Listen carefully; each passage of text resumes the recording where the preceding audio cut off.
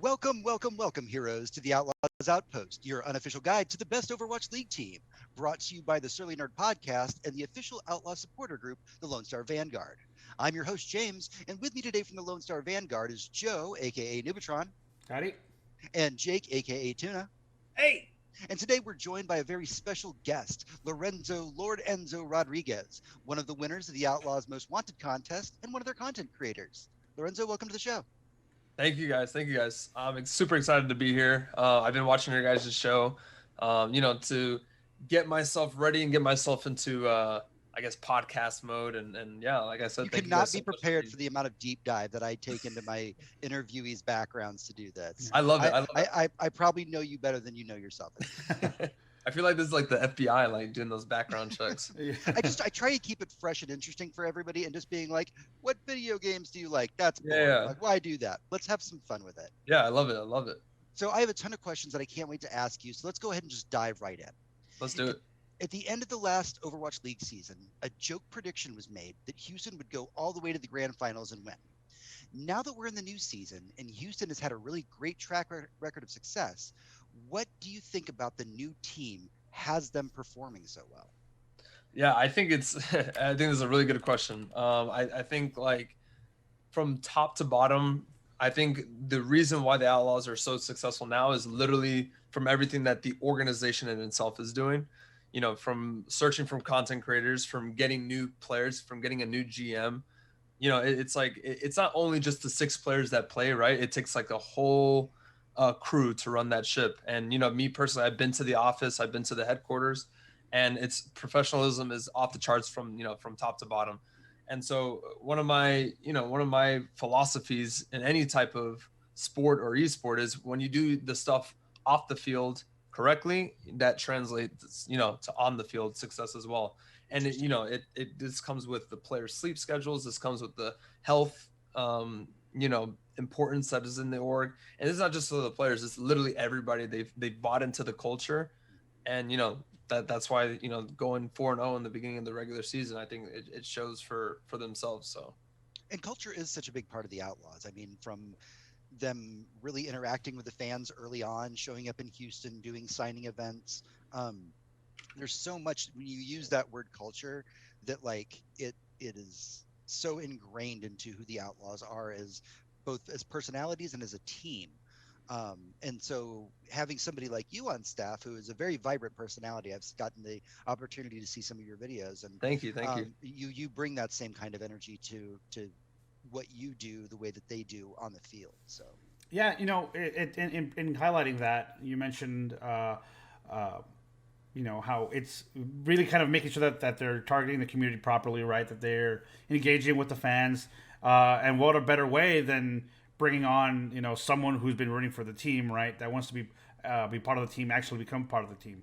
We talked about it on like one of the first episodes of the podcast. How what are the Outlaws going to do differently to really connect with the community, and what better way than to go out there and grab someone from the community and say hey, grassroots style of growth there is what you need and what we have. And obviously you kicked ass during the most wanted content creator search. You end up winning it all as the champ.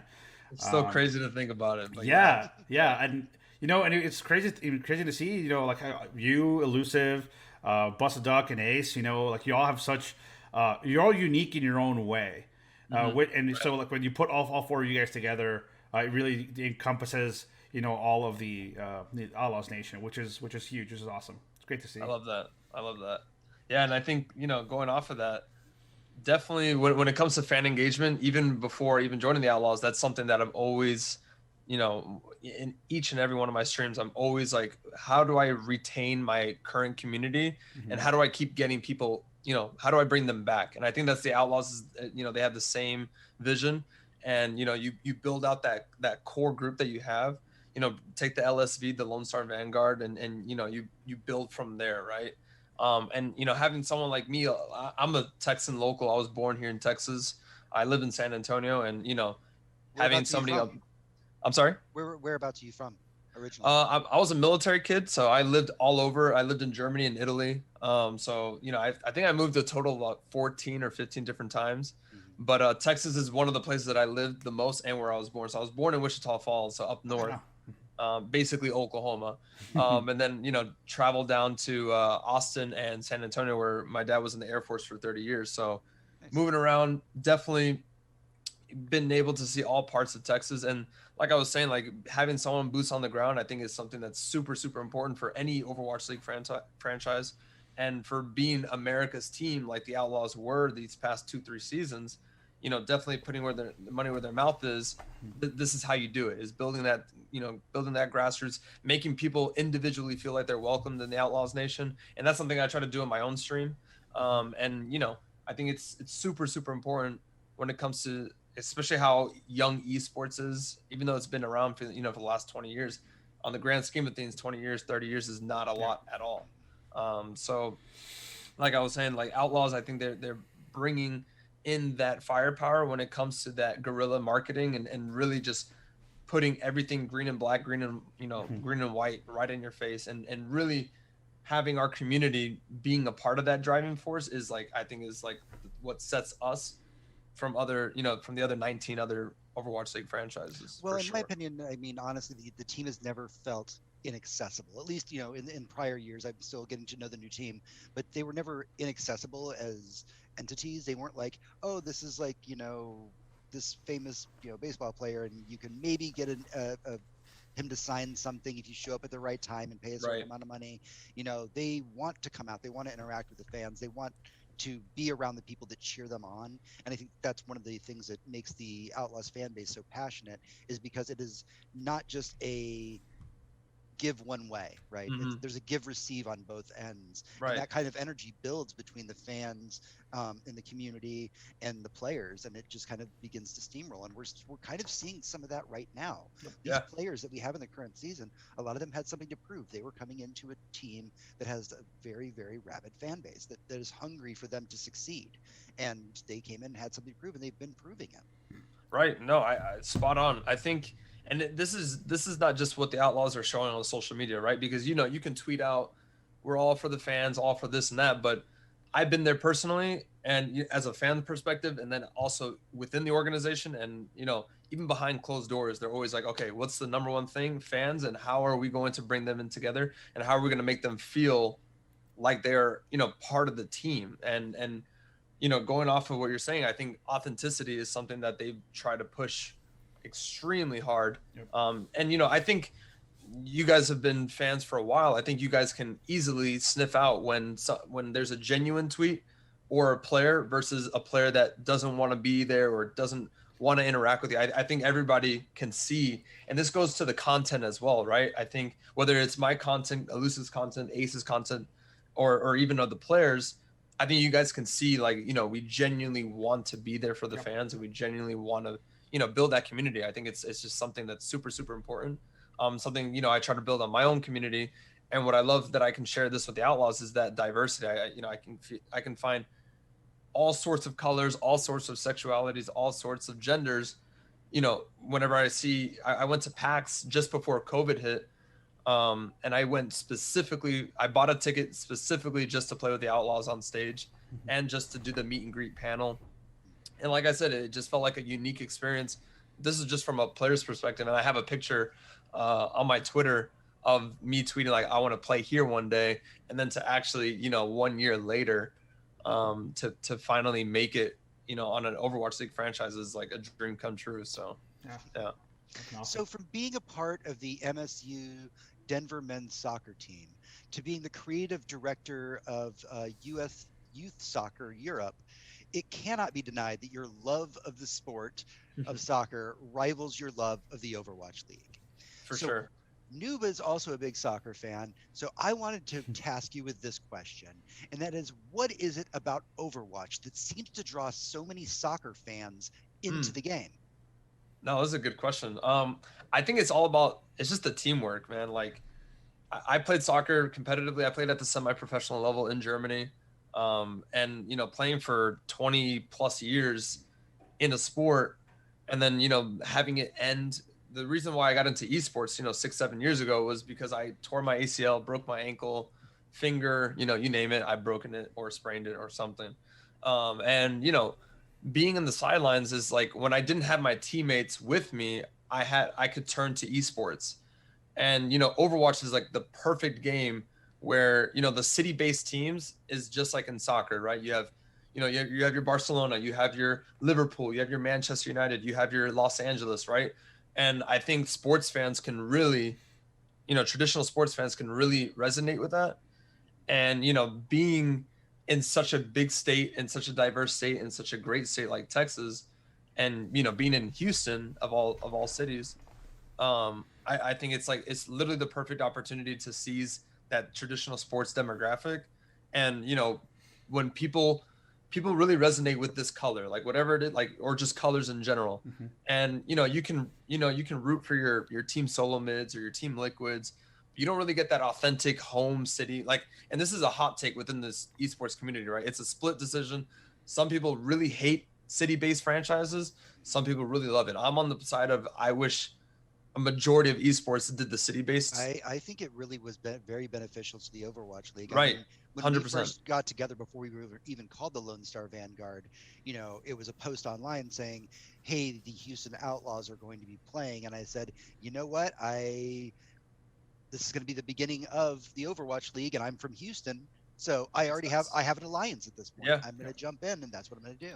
Yeah. Yeah. I also feel like, when I hear Cloud9 is playing FaZe and like Valorant or Counter-Strike, and I'm just like, I don't know. Like before Overwatch League, I know that, C9 is London, but before Overwatch League, I was like, I don't know what FaZe means. I don't know what Cloud9 is. But when I heard London Spitfire, I'm like, that's really cool. Mm-hmm. And I saw the logo. And actually, I've been out at the bars, and I saw this guy with the London Spitfire hat. And I'm like, you're a London fan? And he goes, well, no, I have T-Mobile for my cell service. And they said you can get $25 to our store for Overwatch. And I checked it out, and I saw this logo, and it was really cool. So I bought the hat, and it was free. Love it. And he wore it to, like, the bars downtown. I was like, see, that's cool. That's awesome. Like, that's really cool. Yeah. Now, Lorenzo, one of the things to kind of back up here for a quick second, when you're making the correlation between the Overwatch League team, or between the Overwatch League and soccer, you said teamwork specifically. I feel like you have a good insight as to what that correlation between the two is. Yeah, for sure. I think everybody knows this. Like when you're playing with your 5 best friends are just on a team, and you guys are just going super try hard mode, and everybody's using their comms, everybody's using communication, everybody's using just good old competition. I think everybody, whether you have a competitive background or not, I think everybody can feel that sense of like spark, and that's just like what makes Overwatch. Like I've tried different games, and then something about Overwatch that just keeps retaining me and keeps bringing me back. I think the most I've ever left Overwatch is like a day, and then like after that it's just like I did read somewhere that you were pretty into Heroes of the Storm, which is also a team-based game. Exactly. Yeah, exactly. So I think one of the things that brought me into esports is that team-based atmosphere, and chemistry. Definitely, yeah, right. And definitely one of the competitive advantages is I had, both as a competitive player and as a content creator, was already having that foundation of team oriented mindset, right? My dad, like I said, was in the Air Force for 30 years. One of the things he said, the biggest resource that the military has is the people. And that was something that, I brought that with me in soccer, and I brought that with me in esports. And, playing in Heroes of the Storm, playing Overwatch semi-professionally is like, maybe my mechanical ability wasn't the best of like other people, but I was going to definitely outshine and uplift my teammates with personality, leadership, communication. And I feel like a lot of times that's missing in esports, just simply because of the fact that a lot of the players are just super, super young. So there's a lot of growth in the industry, both on the player side and also on the business side, for sure. Yeah. And I think the from a competitive standpoint, I go kind of touching back, make the connection between soccer and Overwatch, right? Like I grew up playing soccer too. I played all throughout junior high school, and college, and it's that level of chemistry. Whenever you mention it, when you have your 5 best friends, right? Like it's like perfect word. You know their play style. You know who's aggressive, who's not. when they're going to make a play. And it really shines, especially when you have a brand new shiny team, right? It's kind of hard to set expectations of, like, on paper they're good, but it takes time to get that chemistry. Like, it's sometimes it happens overnight, and that's a very special moment. But I mean, for the most part, to that point, and when we played against the Shock, that hammer heard round the world, that wasn't a one-off fluke. That was, if you go back and watch the VOD of that was an intelligent, coordinated, calculated move that was done between team members who knew how to speak. And trust is like the word that I think that goes in my head. I don't even think Jungkook looked back. I think he just trusted that his supports were going to be there. He trusted Happy was going to be there. He trusted his DPS lineup was going to be there, right? And that's what I love about this team. I mean, what people don't realize is that we have 3 rookies, right? Yeah. 3 rookies fresh out into the Overwatch League. And one of the strategic, advantages I think we have as a franchise is that we have 4 DPS players. Like, I play DPS on stream a lot at like the low Grandmaster, mid Grandmaster level. And let me tell you, like, when you're playing 3-4 hours, and this is just against, just ragtag teams, it gets mentally tiring. Like, you get tired. It takes a lot. So when you're playing in front of 80,000 people, one of the roles that requires, some of the most mechanics of all the players on the field, on top of that, and playing in long seasons, I think like having that 4-man DPS lineup makes absolute perfect sense. And what I love about KSF and Hydration is that they know that they're, not even technically supporting caster roles, they genuinely feel like they have a role in the team. And we just saw it, this past week with KSF coming into Dante. And again, we just go back to that word of chemistry. We go back to that word of trust. So absolutely. So you've said that that you're fluent in English, Spanish, and advanced conversational German. Yeah. So, in your opinion, what is the most important German phrase to know before one travels to Germany? I would say, because the region that I grew up in is Saarland, and it's just it's called Servus, which means basically like a what's up. But what's so important about that is the German people are very, very, a lot of times people are like, oh, they have dry humor or they're not very friendly. But all my experiences that they've been super, super friendly. And when you connect with them at such of like an interpersonal level with just that simple word, that entire region just rallies behind that word. It's such a simple word. It's just kind of like Servus. It's Servus. Okay. And it's just something that, when you get there, it's just like from boy to boy or girl to girl, like it's just like that's your boy, that's your girl type of thing. It's like you can walk into a room, and even though you're from a different location, you basically came in and said like "sup," and everybody went, exactly. Hey, you're one of us. Yeah, it's like the South's version of y'all, but for them it's just South. Yeah, that's like the best way to put it. Is like that's their version. Or like dropping orale in Spanish. We're like, exactly. Yeah, exactly. Yeah, get that. So I know that it's easy to kind of try and meme on the technical difficulties that the Overwatch League has had over the last year because they've been transitioning to not having their events in person. But as somebody who has run international tournaments, what are some of the difficulties that you've faced when trying to get these events live?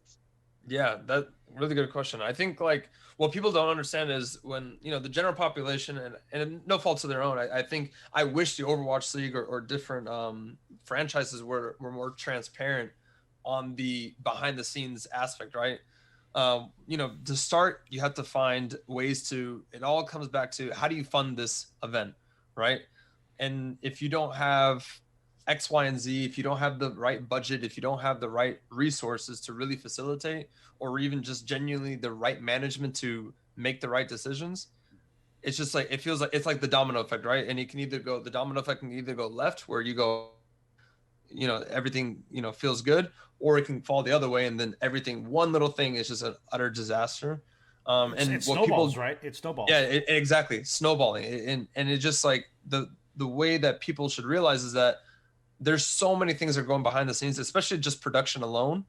And they have to make sure microphones are in check, make sure internets are working, make sure, just little things that people, when you're just watching, from your couch or from your chair and you're just watching, you don't even realize that might pop up, Yeah, exactly. You don't like the little graphics you guys see like that we see as fans, like, you know, brought to you by X, Y, and Z. Let's just take Respawn, for example, an Outlaws sponsor, by the way. I've been considering that chair because it looks comfy as hell. I love it. I Which, love by it. the way, Respawn, we don't have a sponsor in the Outlaws Outpost just yet.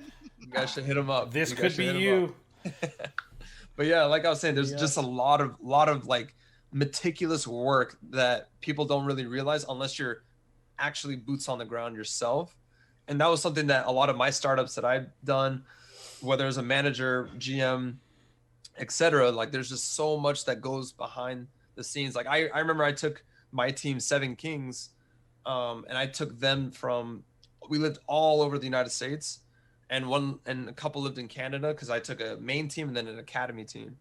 And we went to a LAN tournament in LA, and just I basically, like, with an esports and, you know, being in a small company, like you have to wear all the hats. So I had to do the financing. I raised like $1,000 in a GoFundMe, you know, did the social media marketing, all sorts of things, like planning. What people don't realize, when you have like 4 different time zones, you have to fly in people from 4 different time zones. It's just like little things like that, right? That, like, once you do it, you'll understand, like, man, like there's a lot of work before what you guys see in those, I guess, hour and a half of match time. Like there's more work that's being done before the match than the actual match being played. So maybe chill out on making fun of the technical difficulties a little. Yeah, just a little bit. The memes probably slow down just a little bit. All right. So you once gave the advice to MSU Denver sports management students to don't count time, make time count. Yeah. As somebody who's on the daily grind in your own professional life, how do you keep from burning out on the games that you enjoy? Yeah, really good question. That was just definitely a quote that my dad used to say all the time, especially in my soccer career. One of the ways that I figure out not to burn out is really just, as cliche as it sounds, like I just love what I do. I think, like, I really feed off of other people's energy, and when I have other people fueling me, like my fans, my family, my friends, it just I don't know if we're allowed to say fueling around this part. True. Especially not after today. Oh yeah, very true. But yeah, like I think, like, the work ethic, that being the only American on all my German teams, of being that underdog mentality, was just like, my parents didn't really grow up with money. We didn't really grow up with money until, like, my dad was, like, you know, 25, 26 years in the Air Force. And, you know, just always having that underdog mentality is just like, I had to work twice as hard just to get the same result as someone that was just given to, right? So I really go into every situation differently and individually. And that's how I interact with people as well. And I find, like, you know, human interaction, you know, despite COVID, is something that I really, really fuel on, or aside from that word, but that's something I really, you know, lean on. And it's important. It's important. That's great. That it's important that, you know, you mentioned it, and it's cliche as people think it is. You know, you love it, right? There's you look at all the content creators that are out there, and there are some that, you know, they jump from game to game because that's the popular game, right? But they don't enjoy it, so they'll grind it out for a couple of weeks, and then they're like, well, I'm just not having fun anymore. Right. And you could tell, and and you know, you can tell with how they interact with their community, how they interact with some of the other players that they're playing with. You know, toxicity is a thing, you know. So I think, you know, obviously the fact that you love the game so much, and, you know, it definitely feeds that fire, you know, keeps it going for you. But yeah, just keep doing. You guys got to keep playing what you love, you know. For those of you watching, we're recording this like right after the Dallas Fuel and Outlaws game on Sunday. Still hurts. Yeah. So every time he says fuel, we're just like, oh. Yeah. There's a little bit of pain there. Do we want to talk about that game? We'll get there. I think we'll definitely get there. Okay. So, having directed multiple social media campaigns, from Open Division to collegiate esports events, what is it actually about the Outlaws, like working with the Outlaws, that really gets you, like, the most hype day to day? Yeah, I think it's just being a part of like, when I walk into the office, is like, wow, like, you're a part of an Overwatch League franchise. Like, this franchise costs about 30-40 million just to get in, and the fact that the value hopefully that we think is projected to continue growing, and when you have so much money on the line, there's a lot of pressure, but at the same time it feels like the moment I walk in, I feel like my voice is heard. There's stuff that I've worked with Jag, previous guests on the show, on personal projects, and I've said, you know what, I think we should go in this direction versus this, and being listened to is just like it's like in such a big franchise like this, it feels good, and it keeps me motivated. We have one-on-ones all the time. We have content creator meetings. My fellow content creators, they push me, I push them. We like to bounce ideas off of each other. And we have tons and tons of ideas for you guys, especially during the off season and during these times where we're not playing. And so, yeah, stay tuned for that. But there's like all the time I'm able to say my opinion. Our manager, Adam, he's always like, hey, like here's my phone number, like anytime, text me, call me. I'm always available. And he's super, super busy. And he's always like literally within like 10-15 minutes, I'll get a text back of, yeah, we should go with this idea. No, we should go with this idea. And that's our strategy. So sounds like there's a high level of trust between members of the organization. Yeah, exactly. I think that's definitely the theme. Yeah, absolutely. For sure. So on TikTok, you posted a video that was making fun of Moira players who keep commenting about how they have 4 gold medals. Uh-oh. So I have to know. Yeah, I did digging. I dig for these. It definitely did some digging. So which of these is worse to see in a ranked game? A one-trick player who won't swap, or someone who keeps saying how bad the team is while dying constantly? Oof. I mean, there's pros and cons of both, right? I wish I had neither, but I would say the one trick, because your team can just play off of them. But at the other side is maybe I feel, because again, like if you just mentally boom your players, whether that player that's just like, oh, this team sucks, and he could be the best player in the world, but if he's playing, like that, the toxicity and his own mental mindset just brings the entire mood down, and doesn't want people to. It doesn't like invite people to play the game longer than what they already are, right? So definitely, I would take the one trick. 9 times out of 10, they're not even in comms anyway, so just play around them, and then just have fun with it. One of the things that when I stream, like, because I'm not trying to play professionally anymore, the way I stream is like, I really don't care if I lose SR, as long as my community is having fun, whether they want to make fun of me of losing or join me with winning.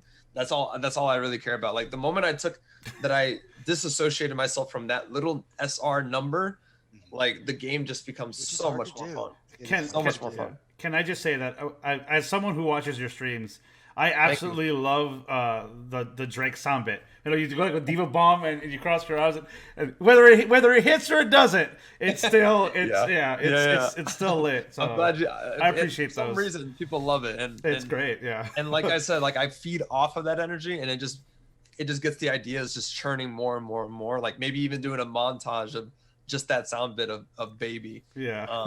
So we'll see. Okay.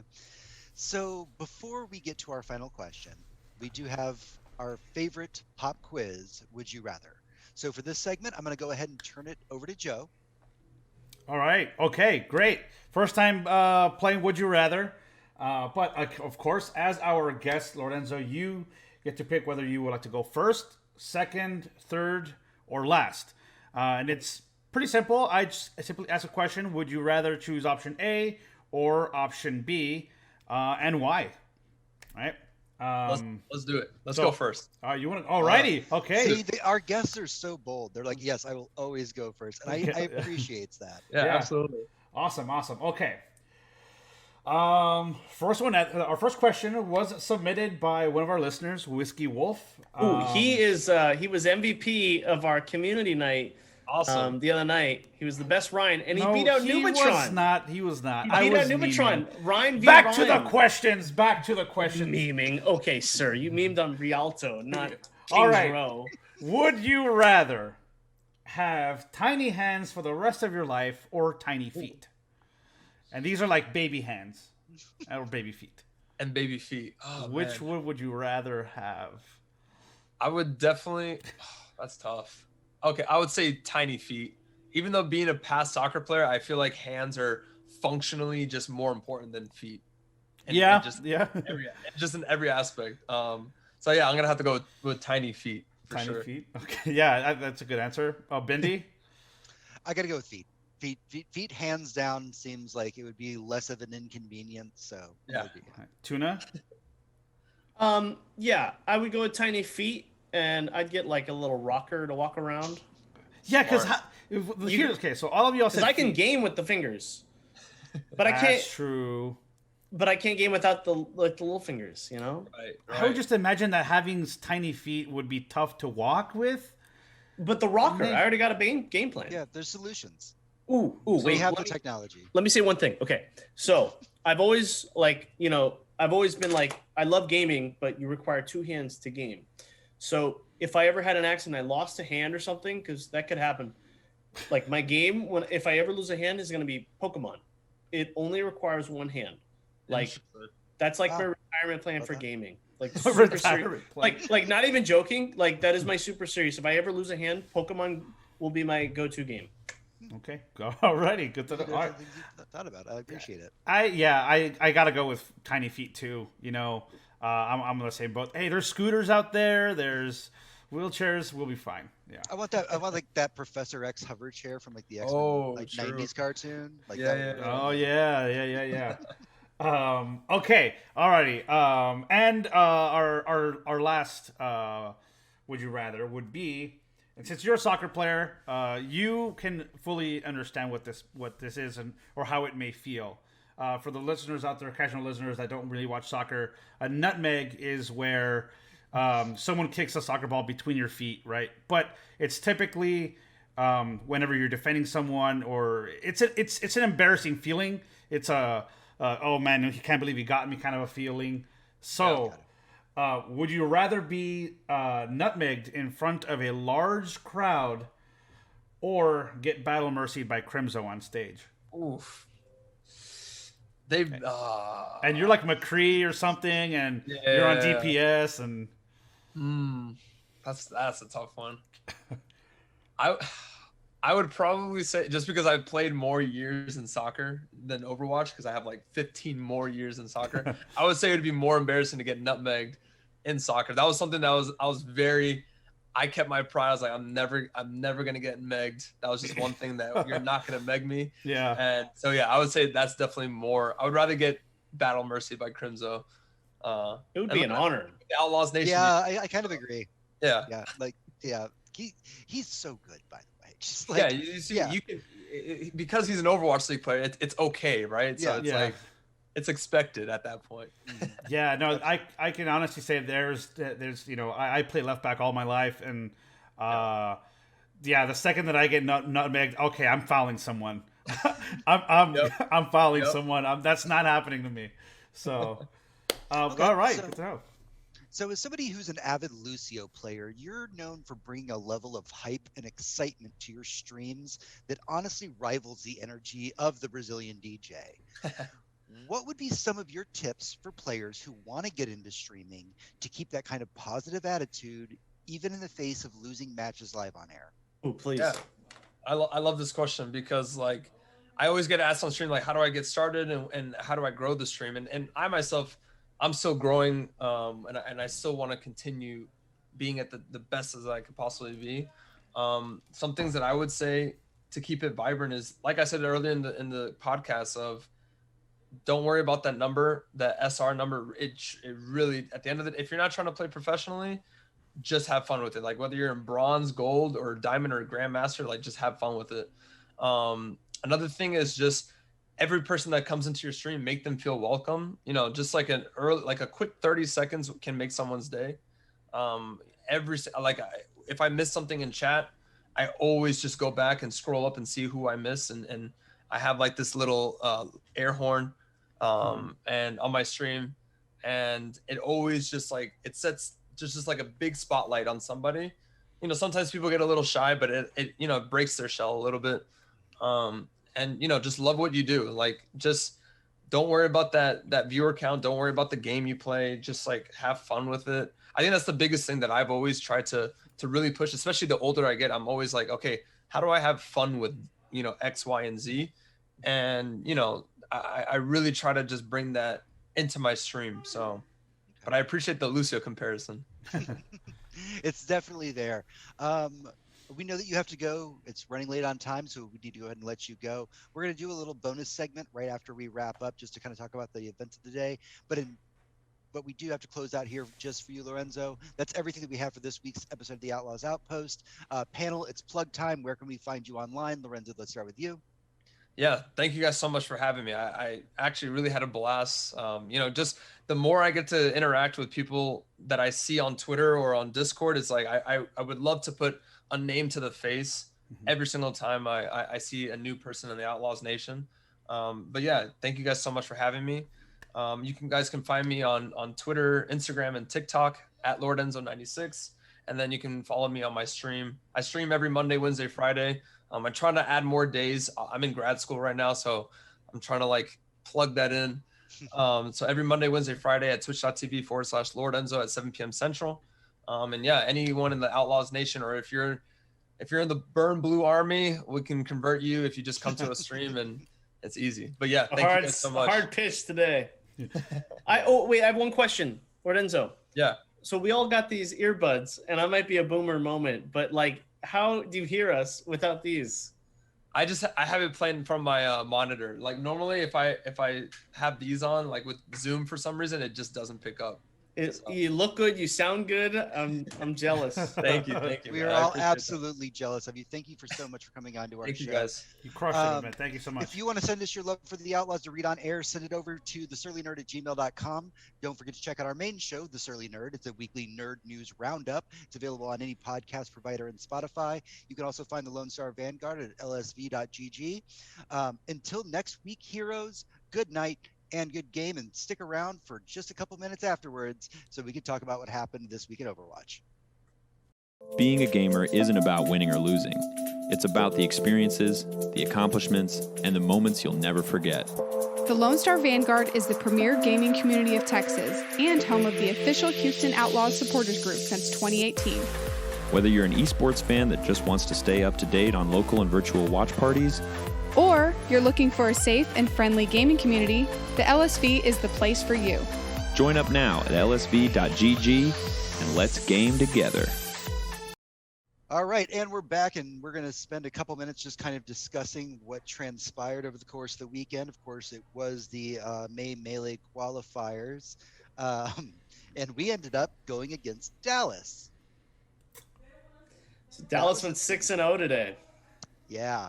And the last time I can recall a team going 6 maps and no losses in one day was the London Spitfire in 2018 when they went on to win the grand finals. They went against Gladiators, 6 maps and no losses. It may have happened between, but I can't recall any other time other than that in the last 3 or 4 years. It hurt my heart. It was rough. So I think all around the league today was just what happened. If you look at Florida beating Justice, right? Chengdu, I'm sorry, not Chengdu. I'm super. Fusion getting 3-0'd by Shanghai, I think, is another huge shocker. Like, who thought that was going to happen, right? Came out of Philly nowhere. Fans probably. Yeah, Tuna. I know you had touched on this earlier. It's like, imagine feeling as a Fusion fan earlier on in the season.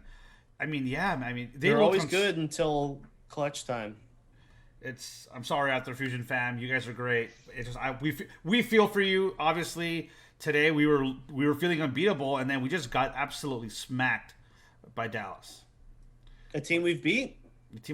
They look like a completely different team. This is just personal opinion and not any kind of verified conjecture, but I honestly felt like when I watched this shot go against Dallas, my first thought was they were preparing for Houston. They weren't preparing for Dallas. They assumed we can beat Dallas, and then probably in practice, scrims, whatever, they were thinking more about Houston. And Dallas is very versatile. I know that we are an Outlaws show, but one of the things that we saw today was Dallas making changes constantly. Like even the commentators were saying like they're changing like who they're playing like all the time, and that randomness is what's been working in their favor. They're like, we make adjustments. We don't just stick with the meta and go with it. We are playing against the other team. Let's change it up, do something different. You know, we don't have a hit scan, and I think that was rough. Me. Yeah. Right. Could have absolutely fooled me. Yeah. I don't know. I mean, just the best way that we can explain it is just, you know, they found their identity. They found what works for them. And I mean, to Houston, for us, you know, Houston fans, right? I mean, we were having a Discord watch party, you know, and we know some folks I know Tunavi, you were out at Valhalla watching the game, you know, and it was just, there was a moment where people were like, oh no, here we go. Like, come on, come on, Houston, like don't do this to us again. And I think that's unfair. I think that's extremely unfair in the sense that like it's not so much that the Outlaws lost, rather than Dallas just found they got hot, right? It's the hot hand. They found their voice. Mm-hmm. There it was. And sometimes, I mean, it happens in traditional sports. It happens in esports. When you're hot, you're hot. Like, and there's nothing a team can do. You know, San Francisco was that during all the, you know, when they lost. This feels like the Dallas they were talking about at the beginning of the season when everybody voted them in to be the top 5. Right. Yeah. 100%. Yeah.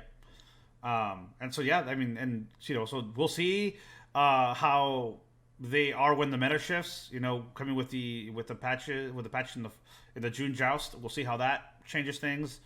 I mean, this is our first loss. Yeah. Like, think about this. This is our first loss. We were 4-0 going into this. Yeah. Like, there's no need to be discouraged. Mm-hmm. Unlucky. Hey, GG's go next, right? Right. What do you think, Tuna? Fearless is scary, dude. He is absolutely scary. Fearless is absolutely scary. Oh, well, you know what, man, it just, I gotta give it to the supports too, because, like, we would commit so many resources in just trying into like taking out their back line, right?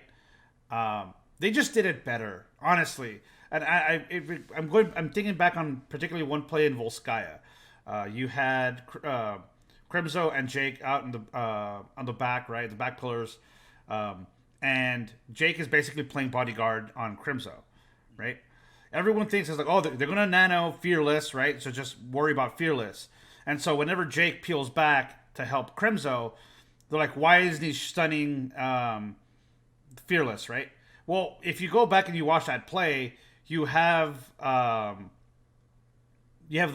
the DPS from the fuel outside of on the back left window, like, that are already actively engaging with Crimzo. So at that point, it's pick your poison. Are you going to go with the Tracer and the Sim, or are you going to go fight off the Nano Monkey, right? It's a lose-lose. And it just, yeah, Fearless is good, don't get me wrong, but I just feel like we just could not deal with the pressure that we're putting all day, and we just couldn't take out their backline. Like, it just, Fielder was really good today too. Fielder, yeah. Fielder was really good. On Volskaya was untouchable. You could not. There was a point where Junggu dove the healers, got him so low, and neither of them would die, and it was really. You could feel like the boom. Yeah, nothing was going our way. Nothing was going our way. The plays that we would normally make, right? They just weren't happening, and that's just the nature of the beast. Sometimes that just happens, you know. Dallas is unpredictable, and I think that's what it came down to. I think that's what happened with the Shock. The Shock could not predict what they were going to be doing. So do you think playing Shock before was like an advantage, like a warm up, like once you 3-0 Shock, who else? Yeah, you're rolling. Who can beat you? At that point, like, you know. Like, remember when we beat Shock? What if we played Dallas right after that? Like we probably would have beaten Dallas that day. Yeah, but like that's what it was. Is we came into a situation where Dallas 3-0 Shock, and remember Houston scraped to get that win. They barely got it. And our last game was like a week. Yeah, more than a week ago. Yeah. We had all the we were like disadvantages. Rusty. You don't play for a week and you go up against a team that's just 3-0 Shock. tough. That's what happens. But I don't think we should let it get us down. Like I said, this is our No. first loss for the season, and it was an impressive loss. I'll give it that. It's a tough loss. The way I see it is, look, now we don't have to waste resources in going to Hawaii. You know, we can stay here, save those resources, right? Like, let people take some time off, mentally reset, get ready for the next patch. These are excuses that I do not like. These are not excuses. These are the biggest excuses in the world. This is a positive outlook on the situation.